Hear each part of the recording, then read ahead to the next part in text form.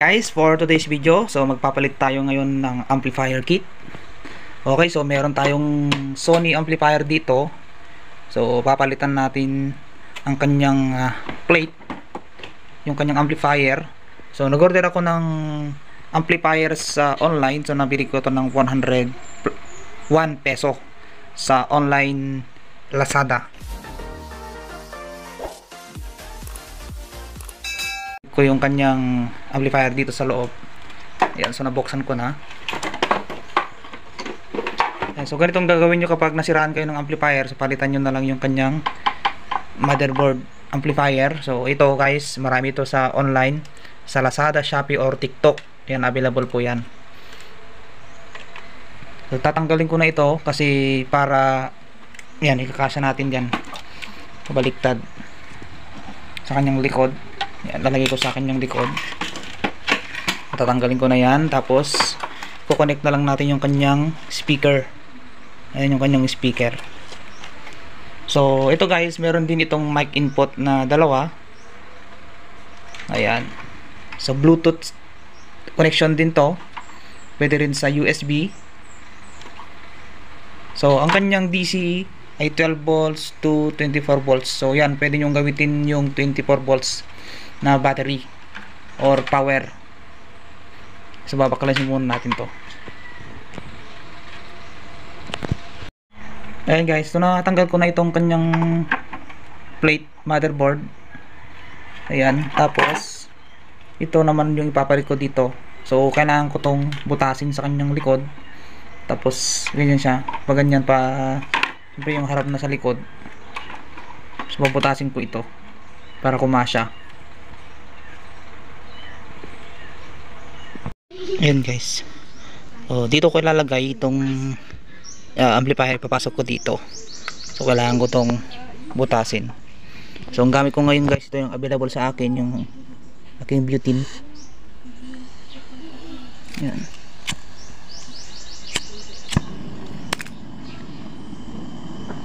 Tapos papainit ko na lang itong lagari ng bakal.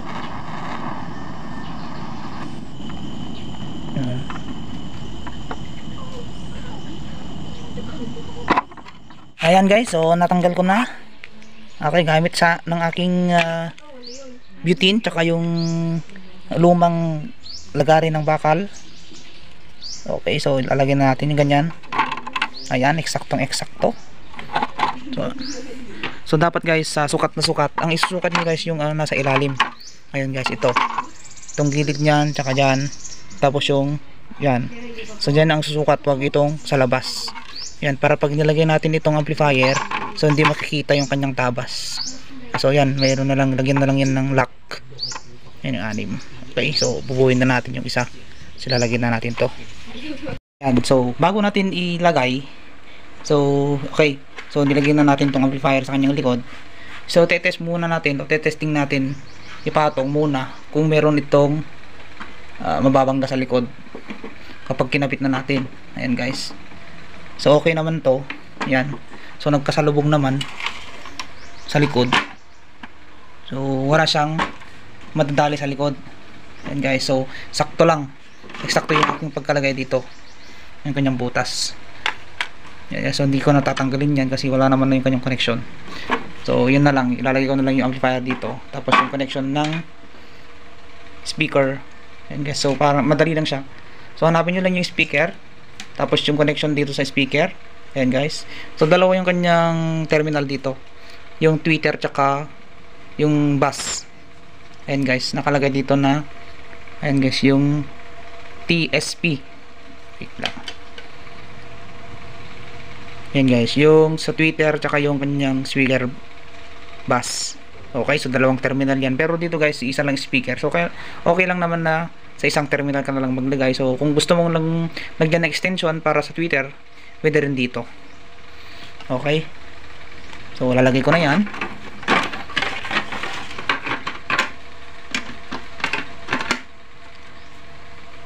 Ayan, so lagyan ko na lang siya ng lock. So kahit tatlong lock na lang dito. Yan, dalawa, tapos tatlo. Guys, nailagay ko na yung kanyang tatlong lock. hindi ko na nilagyan dito kasi sakto sa kanyang, guys, may butas siya. Ayan, so hindi ko na nilagyan, so tatlo na lang. So hindi naman siya mabigat. Okay, so meron din itong extra battery. Ayan. So ito yung extra battery. Tapos ito guys, yung kanyang input kung gusto niyo sa battery. Ayan guys, ito yung 12 volts to 24 volts. Ayan, pwede yan. Silagay nyo lang sa battery yan.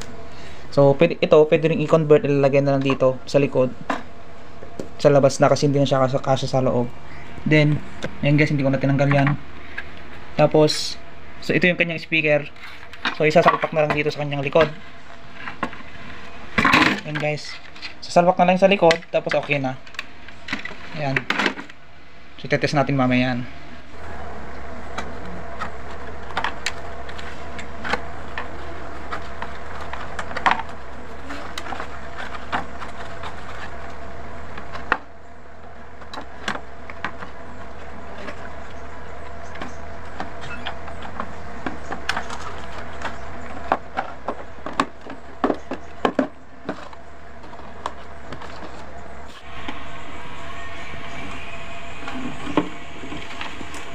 Kukunik natin sa kanyang Bluetooth.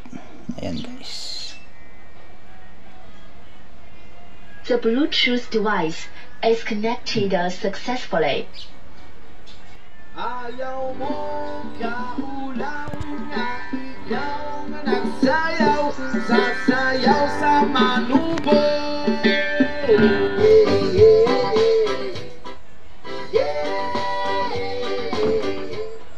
Okay guys, so ang maganda dito guys, kapag nagpalit tayo ng ganitong amplifier, so meron tayong mic 1, mic 2, so meron din input sa RCA jack.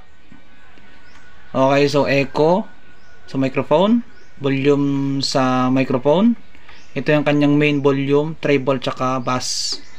Okay, so ito nabili ko lang ito ng 401 pesos sa Lazada.